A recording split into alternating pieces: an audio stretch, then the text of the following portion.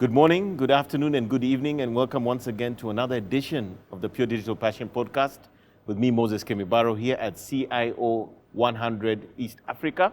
And more importantly, as we're here in Diani, are waiting for the announcements of the results tomorrow, we have today our guest, who's Michael Michie, one of the youngest CIOs ever in Kenya and East Africa. And he's going to tell us a little bit about his life journey, and more importantly, what he's doing today and how this plays into the future of artificial intelligence in the region and, of course, in Kenya. Karibu sana, Michael. Thank you, Moses. Pleasure to be here.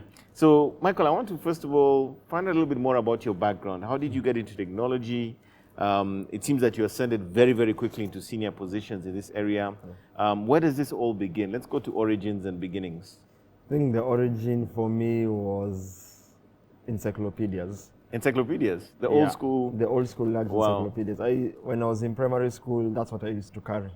And so I'd read a lot on the encyclopedias, and guys would go out and play sports during the lunch. No way. Tea. So you're like a nerd just reading. I was just a nerd reading, and then I'd like tell guys, ask me anything from that book. Wow. And I'd have it in my mind. And so I was torn between technology and medicine. Wow. For a very long time. I think just before, at some point right before KCP, my folks had to take away the encyclopedias. No way. Just focus on the schoolwork.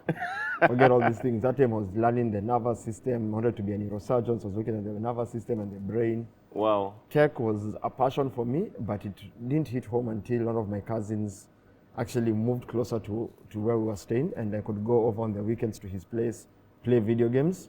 So that got me into, I think without video games, I wouldn't have gotten into tech.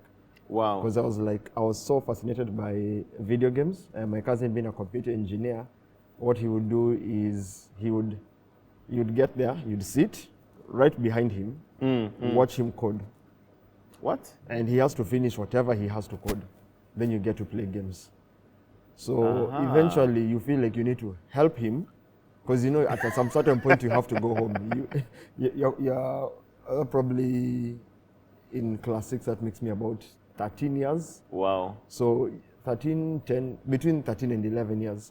So you can't really just decide I'll be home at 8 p.m.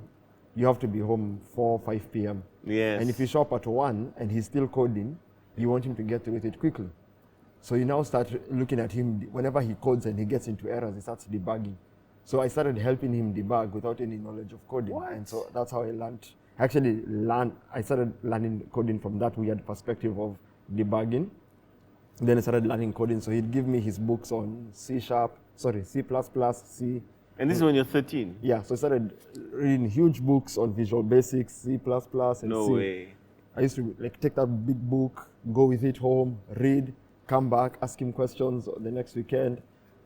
So that got me interested into coding. Then when he realized his project was moving a lot faster and he had less work over the weekends, you'd get there and he's dismantled the entire machine.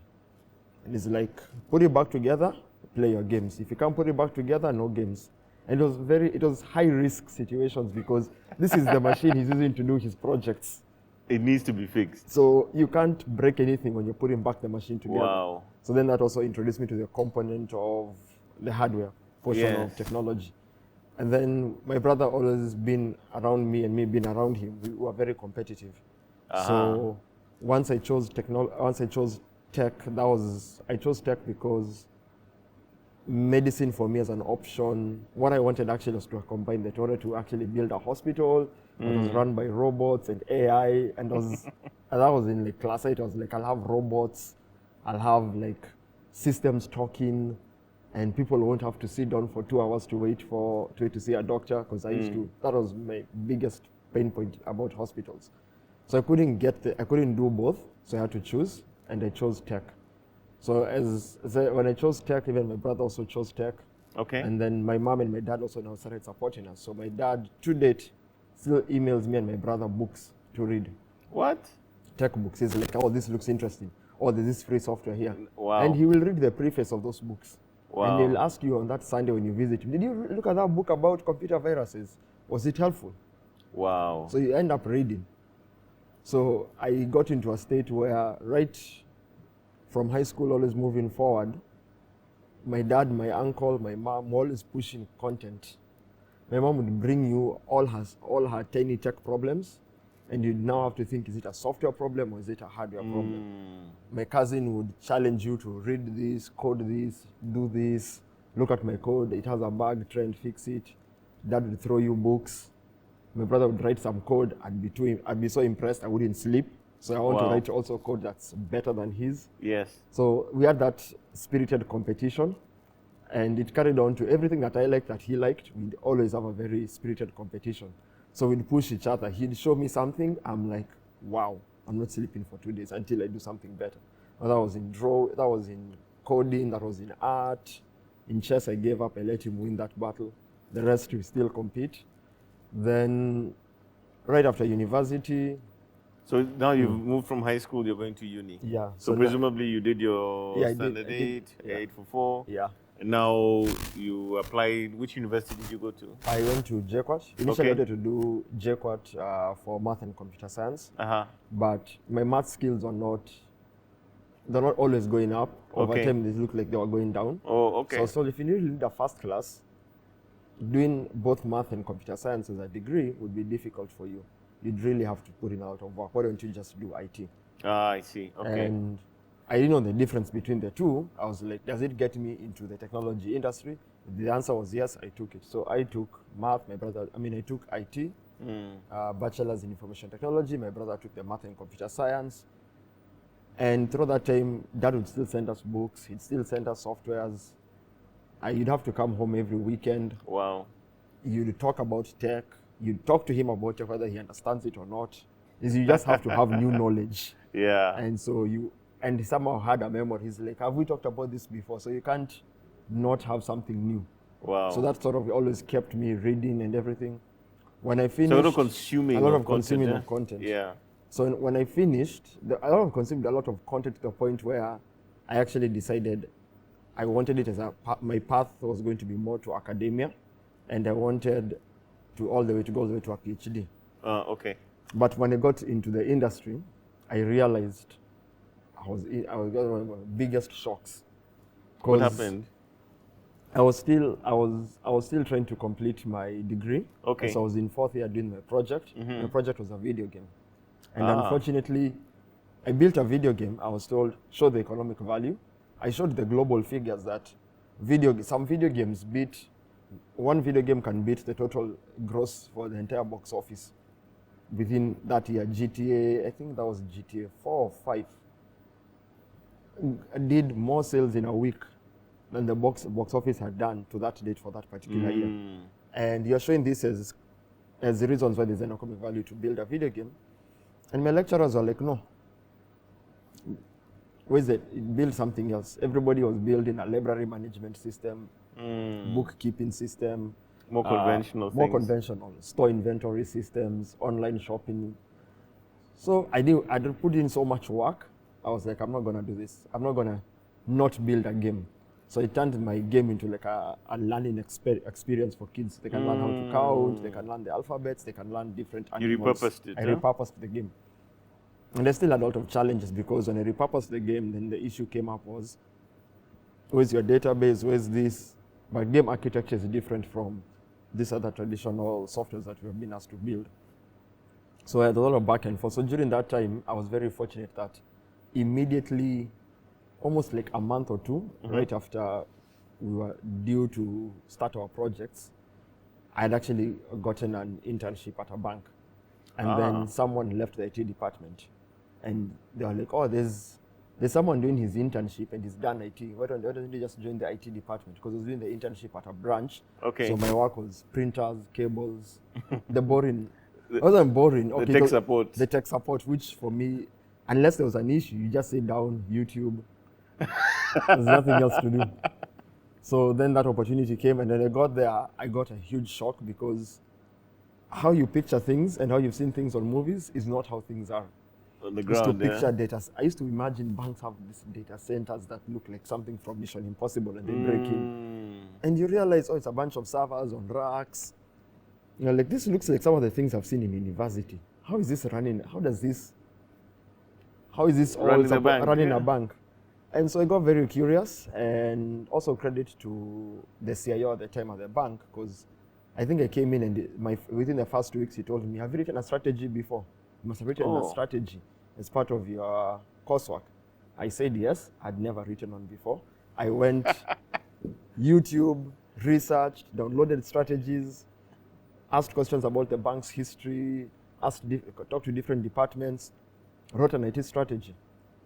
I was given even the previous strategy, so I wrote an IT strategy. I wrote it and gave it to him. He was very impressed.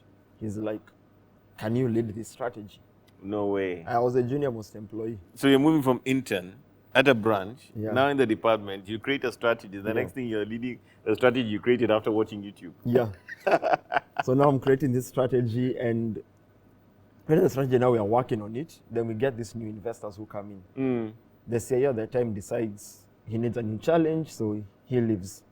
He recommends me To take over as to CEO. take over. I wanted to take over. How old are you at this time? I was about 24, 25. Wow. So at that time, I'm like, well, everybody in the department kept saying, I don't want to train anyone. Everyone kept saying, I want to train someone to be my boss. And I kept asking a few other people who were the deputies, do you want the job? He's like, oh, it's too stressful, it's what? But I was like, because I was writing the board paper. At that stage, after I did the strategy, I would actually write the board papers for the tech team. Wow. So every time, well, like I always felt like I was already in the exco because my strategy has gone to the exco. My And you're board kind of paper owning has it gone, now. and now I get to own it. So everybody sort of didn't want it, and the few who wanted it really weren't. I didn't feel like they were aggressive about it because I was aggressive. When the investors came in, I was like, I need to know them as people who they are, and I need to show them I'm ready for this job. Wow. So I actually didn't know at that stage that he had recommended me. And so now the investors came in and they were doing this data Due diligence? Oh. They did the due diligence and they decided, okay, we're also going to do a data center migration. Uh-huh. We're going to move you from Westlands to town, to the CBD, which was once a previous head office, and we moved the head office to Westlands. They came in and they want to shift it back. There's more space to utilize there. Okay. And so during that stage, I actually had like 3 projects pending on the strategy, which was virtualization, and there was a virtualization project which I was really pushing, but it was taking a lot of time because our core banking provider, of course, now had to repurpose their software to work on virtualized environments because it was working, but once we put it in a virtualized environment, on a networking layer, it wasn't functioning. Okay. So there's an issue with the sockets and all these things which needed to be sorted. Okay. And they really dragged out the project. And so I just prepared. No one asked me to do this. I went and prepared a strategy for our move. Like, if we're moving, we can't just pick up these servers and take them to the CBD.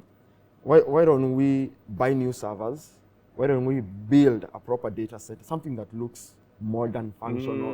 Came with that whole proposal. And also the software changes. They accepted the hardware changes minus the software changes. I remember there's this one time as an email I wrote and I got a response from the head of technology back in Tanzania. The investors are from Tanzania. And he was like, Michael, these things have been discussed. These companies are doing X, Y, Z. Drop this. That same week, some of the companies that had been given that work came back and said, yeah, we won the tenders for all of these things, but we don't do all of these things. Because they'd won an ISP contract, but they don't do ISP work. Someone had won this, they had won that. And now it became a whole mess. So they were like, okay, Michael had written a nice strategy for this migration, our physical migration. He also did some additional migrations and change of softwares and everything. Can he run it? So the CIO said, I'm on the way out, Michael can run it. And they told me, okay, from now on, don't come to the head office at Westlands, go to the construction where they were Actually building this out. So they were repurposing, the building was already there.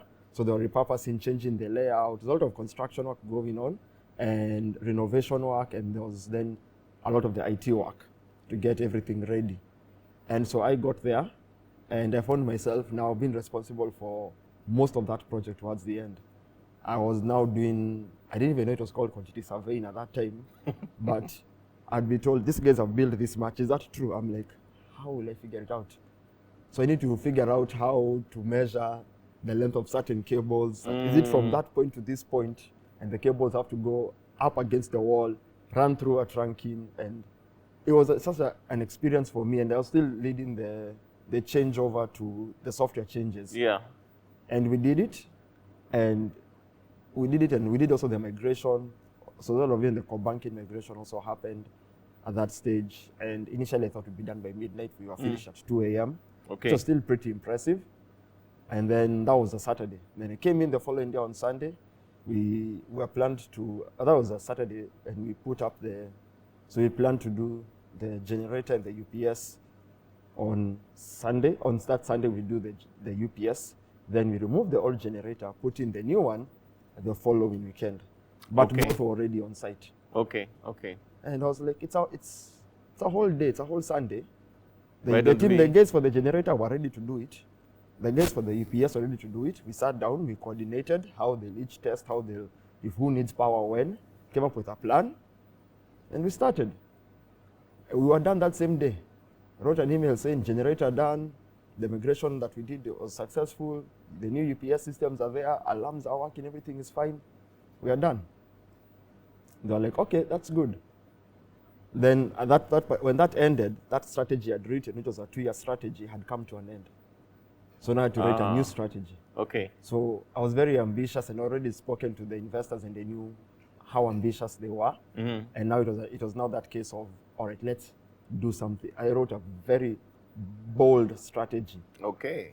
And I was actually expecting them to come and tell me their board loved your strategy. Because at this time, I haven't been made officially the CIO, and the previous CIO has left. So the paper just went, and there was no one to walk the board through it. Yeah, I get you. So the investors come back, and they call me to the CEO's office, and it's the day after the board meeting.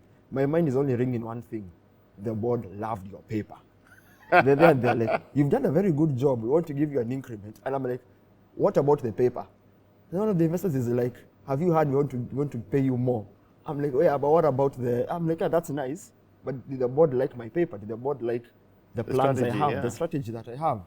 That's when I realized, oh, yeah, there's money here to be made also. Actually, that was not a concern for me at that time. I was just so focused and so in love with the work. Yeah. And this other strategy was a 2-year strategy as well. Yes. And I ran with it for the 2 years. The follow-up one now. Yeah. Okay. When the 2 years ended, the strategy ended, then at that stage, I then moved from being the CIO of the bank to being the Chief Information Security Officer. Oh, Then I did that for a year and 6 months.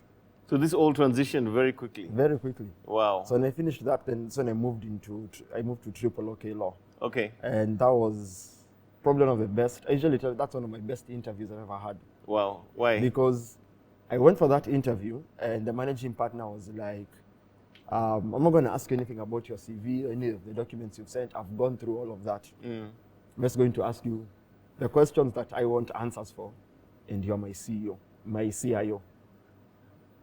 And he asked questions, and I had answers. And he got to this one question, which I had not thought of. Which was? You're coming from a regulated space in banking. You're coming to the legal side, less regulated, and you have given me all these ideas about this digital transformation and like how you can turn the tech department into a revenue department. Well, after all this investment, what happens next? My competitors may not choose to invest. The industry may not adopt this. So his question was, how do you get my competitors, how do you get the industry to treat us as best practice, as the standard for the legal industry? I took a pause and told him, it's a very good question. I haven't thought about that. I need a second. He told me, take your time. Took 2 minutes, gave him an answer. He loved the answer. On the spot, offered me the job. And he actually even told me the date he wants me to start. Right then. It was the next Monday. Wow. So I had only 4 days to leave the bank. Are you kidding me? Yeah, so he paid the entire notice period. He wanted me to join immediately so that I could attend the team building, so that I could learn the culture and learn the people at the office. Because he knew early on, he's a very brilliant man, and he knew culture and technology have a relationship. You have to mesh, You have to mesh. And he was like, during the team building, you will get to see people. And I felt, because I love video games, and I was like, yeah, you learn more about people in gaming, if you play games, than you do talking to someone for a whole year. That famous, I don't know if it was, it's attributed to Plato. You can learn more about a person in an hour of play than an year of conversation. So that also resonated with me, and I was like, this guy is going to be probably the coolest boss I ever work with. Wow. And then we got into that. We did the digital transformation. Everything went to cloud. Started talking about AI. We started building AI. But how many? This is a few years ago, right? Yeah, because I spent about 2.5 years at TripleOKLaw. So we managed to go fully cloud. We started working on AI solutions. It was a huge success, and I got recognized with the top 40 under 40 Oh, award wow. for Okay. the technology transformations within the legal industry. And then COVID happened, so a lot of that had to slow down, because now what we had done was we had actually planned to now start building our own legal tools that we could then also sell to our competitors, and we could also sell to in-house legal teams, other legal offices, because we got to this stage when we agreed, the partnership and the senior management agreed, the word competition is dead. We need to make ourselves part of the market. There's no point of competing for market share when you can actually be part of the market. And who's part of the market? We have the clients we are serving, and we have the people who are providing us services that allow us to serve these clients. So we have technology providers and we have clients. So we have to be one of the two. We can't be a client. So it's easiest for us to be a technology provider. And we started that journey, and we were able to find partnerships with various technology providers where we'd help them build legal tools. Okay. And we'd do a revenue share, or we would then have a moratorium over a certain legal tech for a month, or let's say a year or a few months. And I remember he even asked me, how did you get these guys in tech to accept this?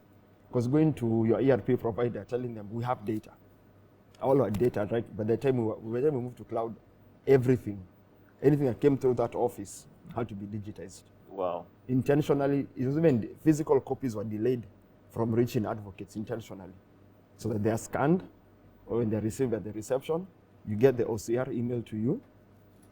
That copy could come to you 2 hours the following day. It would be delayed, the physical copy, so that you could start working. Build the habit of working in the digital. We took away the shelves, so guys don't have that. So, because guys would print files, work off the physical files, and then start typing their responses and everything. And we've already invested in document management. We are looking at knowledge management. This is the culture change now. Yeah, so it's a culture change. And remember, he's actually the one who told me, because we also did renovations at that stage, and we got a new office. We added an extra floor. And he asked me, why are there so many shelves? I was like, oh, that's an admin question. He's like, no, Michael, you've just bought a document management system. These shelves are traditional document management systems. You're supposed to be replacing them. You can't give everyone 2 shelves. No, we took away all the shelves on the new floor. Only HR and I think finance kept their shelves. Wow. Advocates, you now have to either you stack things on your desk, and we had a clean desk policy, so you couldn't really do that. So now everyone saw that culture for moving into digital. And then when COVID had happened, I remember actually when the lockdown was announced, we were actually, because we already finished our migration. Yeah. I remember he asked me, how much time do you guys need to get everybody to work remotely?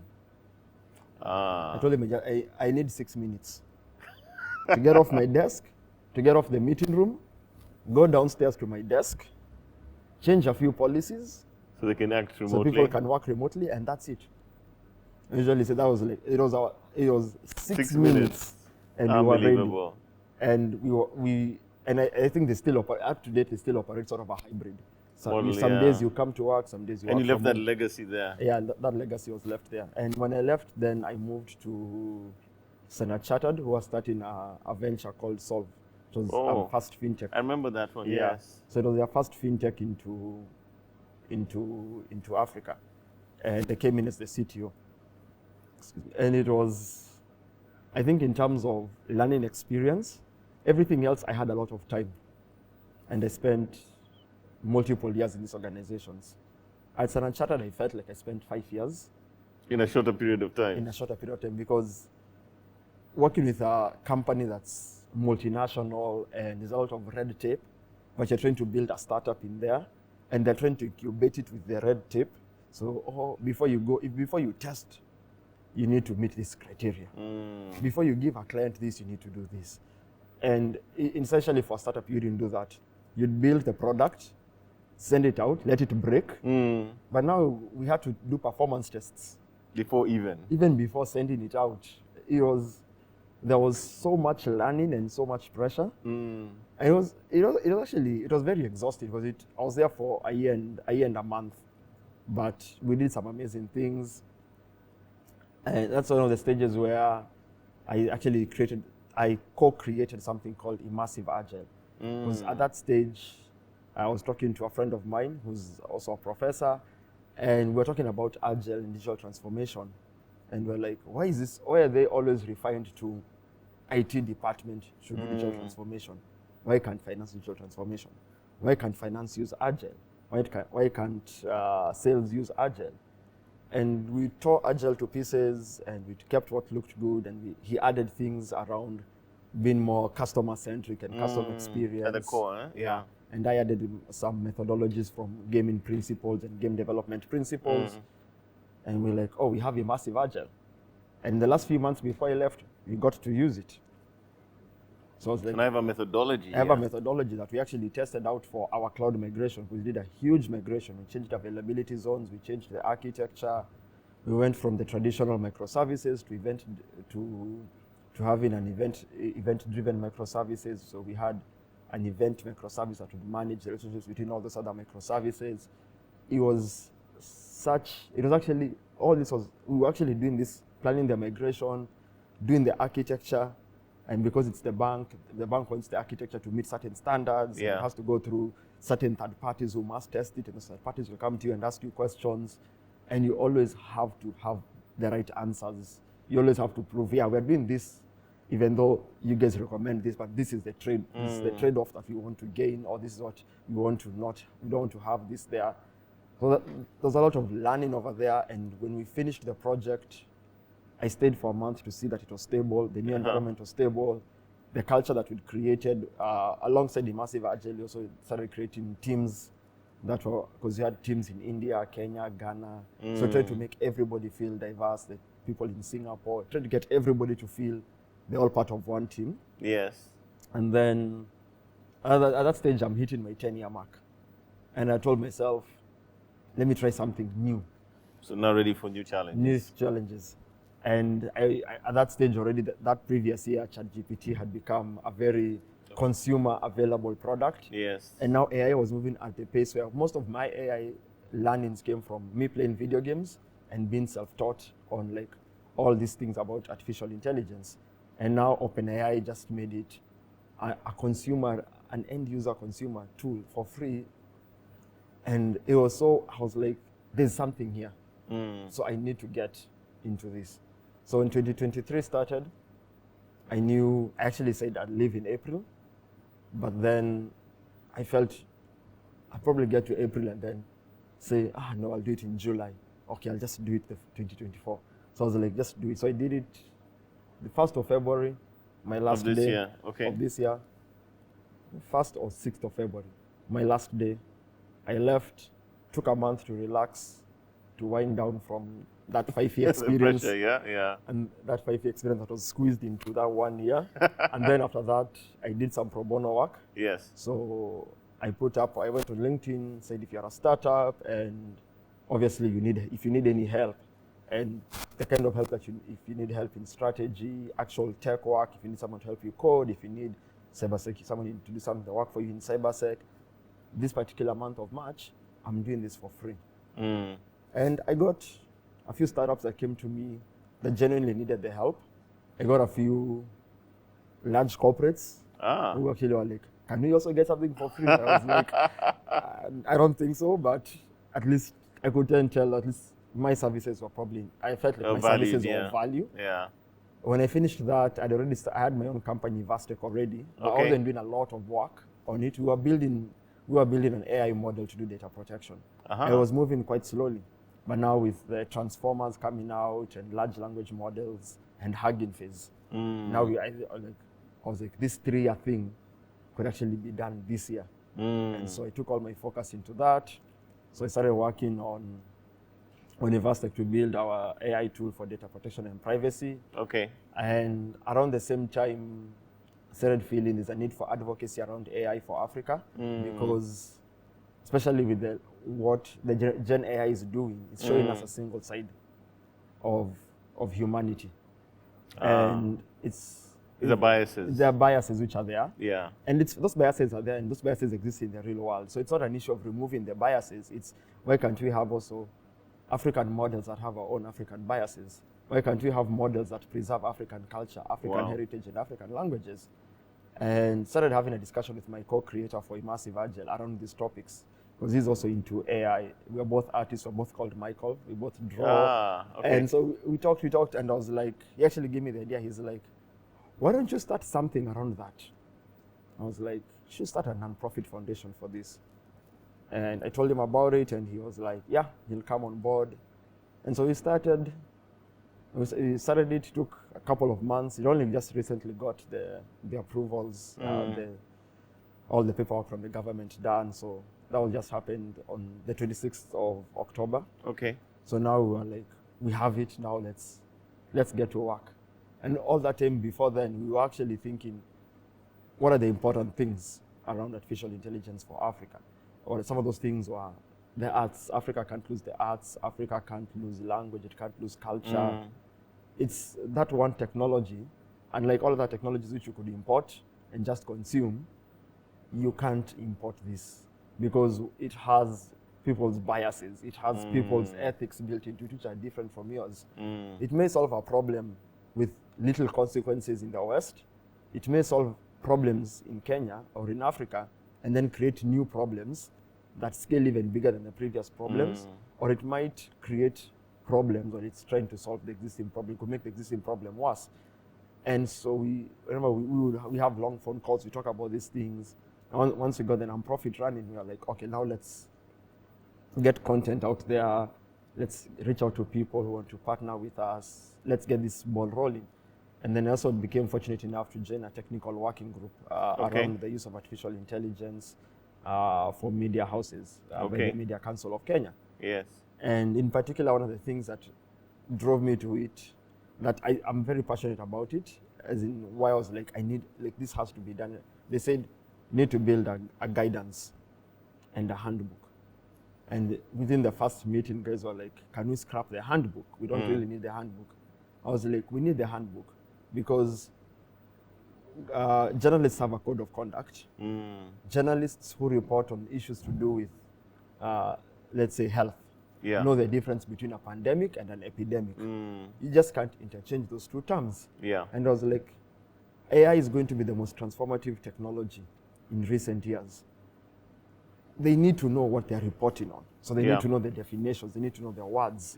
And we can't force a definition on them, but the handbook, in essence, would be like a small Kickstarter. I get you. So that for them to, and I was very passionate. So I was very passionate about it, and I was like, the definitions have to work.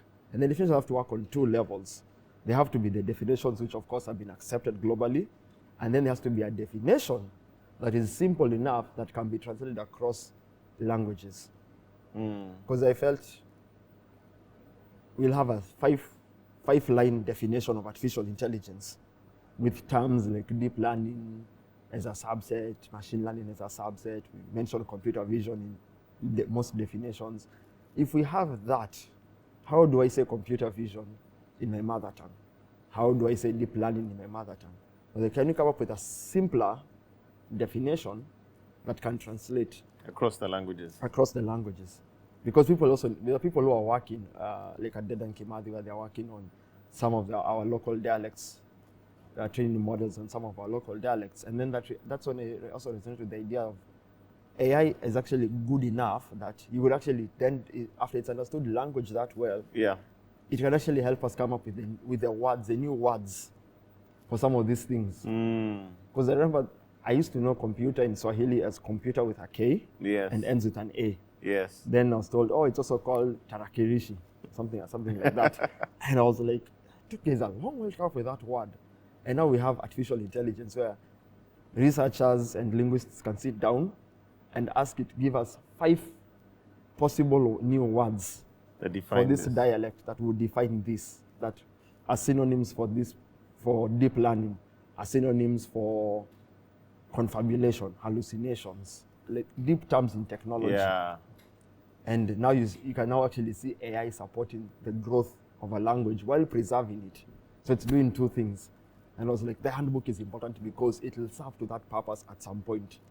And also, you don't really want one media station reporting saying there's a huge breakthrough in AI, and the other media station says a small change.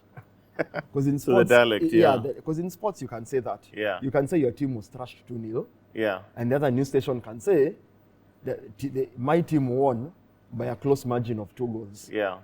Close margin, thrashed. Yeah. As people who enjoy and consume sports, you'd understand. You'd feel there's a bias of the way they said it, Yeah. and the way this other guy said it. Now, if this is new knowledge around artificial intelligence, and they say deep learning, another group says machine learning, another group says computer vision, another group says CCTV cameras, which are connected and have CCTV cameras that are spying on people. And this other guy say computer vision. They're saying two different things. So I was like, it's also important also because the media plays a role in educating people when they give out the news and they do their reports. Yeah. So bringing them to have the same level of thought around the definitions and the use of those terms and the consequences of just misdefining terms would be something also artificial, like within our processes of getting artificial intelligence in Africa up and running. Yeah. Would be very important. So now in this conference, as you've seen, I think AI has been kind of like the underpinning topic. Yeah. And I know that that's where you're focusing your energies on. What is the way forward from here? Where's Michael going with all this? Actually, a lot of places. We had that breakout session around artificial intelligence yesterday in the special interest group. And I remember it started off with, we were 3 panelists. Okay. And we became 30.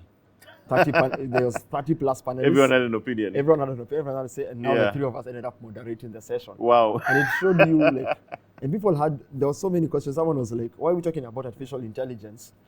And so people do not have access to infrastructure. They don't have electricity. Yeah. Once they get electricity, they still need internet. Yeah. Why are we chasing our tails around artificial intelligence? And of course, it's a very valid question. And then everyone in the group now starts thinking, well, what does that mean? People start asking, what jobs are safe? What jobs are not safe? You're telling your kids to get into data science.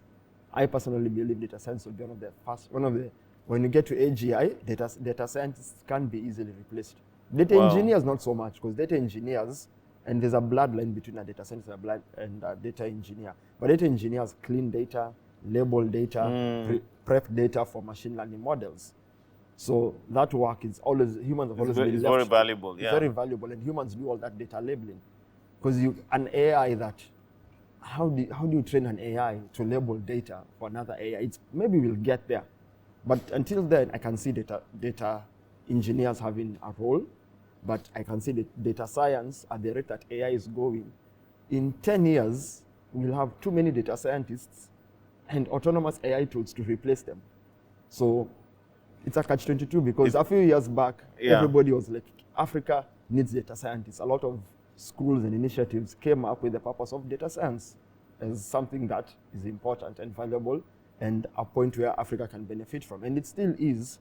The only question is, for how long will that last? And so there was so many discussions, and I was fortunate enough that a lot of the people there decided they want to take part in the foundation, which is Niazaki Lizetu Foundation, and because people are like, we can't wait till next year to have another conversation like this. Can we even have a conversation next week? On this issue? Or can we have 1 or 2 conversations before the end of the year again around artificial intelligence? And I was like, I can try through my nonprofit. Maybe there's something I could do here. And guys were like, no, you have to do it. So also motivated me. I was like, yeah, I have to do it. But another interesting I saw around artificial intelligence that people were discussing, but people didn't discuss that I actually personally enjoyed. People did not discuss regulations that much. And I was actually thrilled about that. Yeah, I mean, you want to put a noose on it when it's still Yeah. coming to shape. Yeah? That's not the ideal It's approach. not the ideal approach. Yeah. And even I know that this task force, government has set up a task force around coming up with policies, guidelines, and laws around artificial intelligence for Kenya. But they need to be very loose and very broad so that we don't stifle artificial intelligence development in Kenya and then Tanzania and other African countries leapfrog us. Yes. Because when you use a regulation to ring fence Yeah. and prevent the growth, because it has to grow like a weed. I know. Yeah, I we know. need to let it grow wild and quickly. Then we can start trimming the hedges. Now we have a fence. But then if you're gonna put it in a small pot, it'll only grow to the size of that pot. Yeah. Yeah. Yeah. Wow, Michael, thank you so much for sharing. I mean, that's a lot there. And I think what I'm hearing from you is that, AI is going in a big way. There's a need to do it better in a more localized way for Kenya and Africa. We definitely need. And more importantly, with the foundation that you've set up and the things you're doing there seems to be the beginnings of something that is going to change the space. Yeah. I think actually what I'd love to see from Africa as a whole is a lot of government investments into research, into Africa building its own foundational models. Wow. I'd one day want to go to Hugging Face and see pre-trained models, even at the fundamental level, built by Africans for Africa. And I can be like, I expect certain biases from this. Because we've seen these image generations and they have their own biases. I would also want to see what would look like on the flip side. And there's nothing wrong with that, because maybe one other thing which people talked about also that came up was biases. And I am personally of the opinion there's nothing wrong with biases in AI. As humans, we have biases. Anyway, it doesn't make any sense to lie to AI, giving it perfect data that we've cleaned, that meets, that is fully inclusive. Standard, yeah. Give it the actual, and then we want it to solve problems for us. What problem is it going to solve when from the data it has, there's no problem to solve? So give it all the bad data. Give it all the data that you have, good and bad. Let it give you answers. And you can start then removing the biases through processes like machine and learning, or creating putting up guardrails within your AI product to ensure that it doesn't do certain things or it doesn't say certain things. And then at the same time, when those biases are being seen, you then correct them in real life. In our human existence, we realize, we actually have biases of hiring maybe more men into senior leadership roles in tech. We know that exists. For sure. So we can't tell AI, just say he or she all the time. Let it say he, because our data has been saying he. For the most part, the most part, so that then it may even tell us why we are so focused on the he. And then we realize, okay, there has actually helped us see a root cause to this bias, or helped us see a new bias, and then we correct it in our lives, and then we feed the new data which has been corrected. Now we'll now have data which that bias has been either reduced or cleaned out, and that is it's not cleaned out of the data, it's cleaned out of ourselves. Yes. So it's now missing, because within our process and how we do things, those biases are no longer there, and now the AI can be trained on this new data. But then you can't. It feels like it's an online profile for dating, and you've given AI a shiny profile of what it wants to meet, and then we unleash it into the world. It's the date meets us, and the AI is like, "You look nothing. I got catfished." We are catfishing a technology that we want to use to solve probably some of humanity's biggest challenges. I don't think that's right. Let's take advantage of those biases and work on them, and probably also let's not dwell too much on the ethics of AI. And I say this because in 2019, I actually took time off from coding to study philosophy. Oh, I see. Okay. Reading books, listening to podcasts, watching content on YouTube. Yeah. Because I grew up with that culture of being self-taught, so I just went into philosophy, and I was like, philosophy asks the questions. Technology answers the questions. I was so focused on the tech that I was living the Hitchhiker's Guide to the Galaxy, where I've built a giant supercomputer that gives me an answer 42. And that is the ultimate we built a supercomputer to answer the ultimate question in the universe. And after millions of years, the supercomputer says 42 is the answer. And we all look at each other and you're like, what was the question? We have to build a bigger supercomputer, more powerful than this one. So I was like, we shouldn't get to that loop similar to the Hitchhiker's Guide to the Galaxy. Yeah. So I decided, let me go into philosophy, that's asking the questions. And some of those questions which trade off into artificial intelligence around ethics, I realized we don't have a single universal ethical principle that every human accepts. We have certain things we can all agree on, but there's no ethical framework we all agree on in complete. No one says, oh yeah, let's do consequentialism as a form of ethics. Yeah. Wow. Some people agree on that, some people want to do something different. I may want consequentialism, someone may not want that. So then what do we do? So as humans, if we've not figured that out, why are we struggling with AI ethics? I think it shouldn't be a huge issue as it is. There's ethical use of AI, which is different. Yeah. But then like asking, okay, what do we do if the self-driving car hits someone on the road because it has to save the driver? Yeah. And my question is, that's a problem that's a question that's only answered during that moment. The trolley problem was introduced many years back by philosophers. And the people have been trying to come up with, how do you answer the trolley problem? You can't answer it unless you're in it and you make a choice. And when you choose, you've solved for it, and then it stops. It exists in that moment and it disappears. So in that moment, who do we punish? Yeah. How will we know unless it's happened? Obviously, I don't want a self-driving car to hit and kill someone. Yeah. But then those are the kind of questions I'm like, these are ethical questions that shouldn't be discussed. Let's worry about human ethics and solve that. If there's no need to solve it, similar with the biases, we accept and we give it all forms of ethics so that the AI can be as random as people. Because we can't expect it to be good and we are bad and we're the ones training it. Yeah. Wow. Man, you're going into some deep stuff right there. But thank you so much, Michael. It's been a pleasure. I wish we had more time for this conversation, but I think you've given us an incredible life journey, how you got into this space. And I think even more importantly, I can hear your passion and your interest in this AI space, and more so the sort of the philosophical and also the ethical issues around AI. Yeah. And all the best going forward. Thank you. It was a pleasure All being part of your show. So you've heard Michael's story there, everything to do with technology, being the youngest CIO in the country, and more importantly, the emerging space that is AI, or rather generative AI in the context of Kenya and Africa. And we'll catch you in the next one.